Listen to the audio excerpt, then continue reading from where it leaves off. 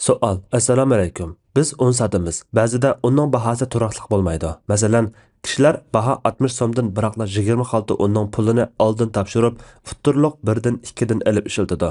20 xalta tugab bo'lguncha baho 65 so'mga chiqib qoladi. Ba'zida 60 so'mdan tushib ketadi.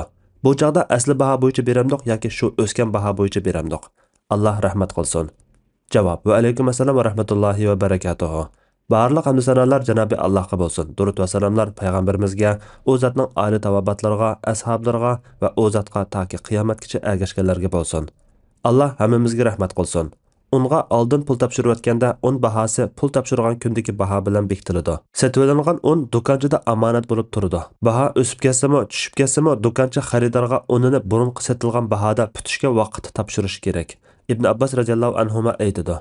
Payg'ambar sallallohu alayhi va sallam Madinaga kelganda kishilar 2 yilning va 3 yilning xormasiga oldin ala pul topshiradi. Shunga Rasululloh kimki biror narsaga oldin ala pul topshirmoqchi bo'lsa, kamchan aniq, vaznini aniq qilib, ma'lum muddatga pul topshirsin dedi. Allah eng to'g'risini bilguchidir. Fatvoda Doktor Abdul Aziz rahmatulloh. Fatvolar majmuasi 1-tom, 152 numurliq fatvo.